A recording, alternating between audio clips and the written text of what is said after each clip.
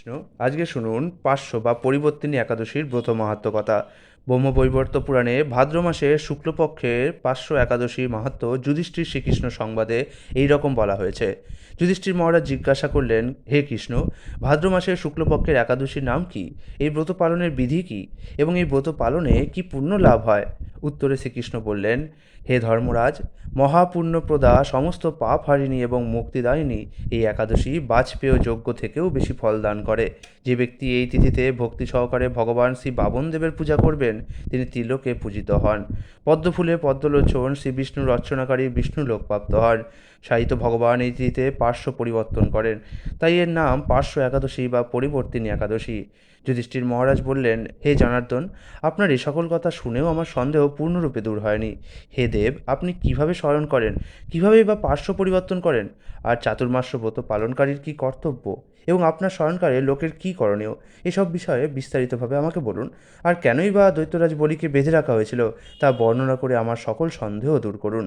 শ্রীকৃষ্ণ বললেন, হে রাজেন, দৈত্যকুলে আবির্ভূত প্রহ্লাদ মহারাজের পুত্র বলি আমার অতি প্রিয় ভক্ত ছিল। সে আমার সন্তুষ্টি বিধানের জন্য গো ব্রাহ্মণ পূজা ও যজ্ঞাদি ব্রত সম্পাদন করত। কিন্তু ইন্দ্রের প্রতি বিদ্বেষবশত সকল দেবলোক সে জয় করে নেয়।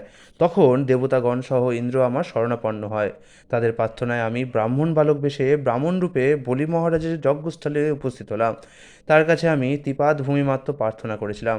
সেই তুচ্ছ বস্তু থেকে তার আরও শ্রেষ্ঠ কিছু সে আমাকে দিতে চাইলেও আমি কেবল ত্রিপাদ ভূমি গ্রহণেই স্থির থাকলাম। দৈত্যগুরু শুক্রাচার্য আমাকে ভগবান রূপে জানতে পেরে বলি মহারাজকে ওই দান দিতে নিষেধ করলো। কিন্তু সত্যাশ্রয়ী বলি গুরুর নির্দেশ অমান্য করে আমাকে দান দিতে সংকল্প করলো। তখন আমি এক পদে নিচের সপ্তলোক, আরেক পদে ওপরের সপ্তভুবন অধিকার করে নিলাম। পুনরায় তৃতীয় পদের স্থান চাইলে সে তার মাথা পেতে দিল। আমি তার মস্তকে তৃতীয় পদ স্থাপন করলাম। তার আচরণে সন্তুষ্ট হয়ে আমি সর্বদা তার কাছে বাস করার প্রতিশ্রুতি দিয়েছি। ভাদ্র মাসে শুক্লপক্ষী একাদশীতে ভগবান শ্রী বামনদেবের এক মূর্তি বলি মহারাজের আশ্রমে স্থাপিত হয়। দ্বিতীয় মূর্তি ক্ষীরসাগরে অনন্তদেবের কোলে শয়ন একাদশী থেকে উত্থান একাদশী পর্যন্ত 4 মাস শয়ন অবস্থায় থাকেন।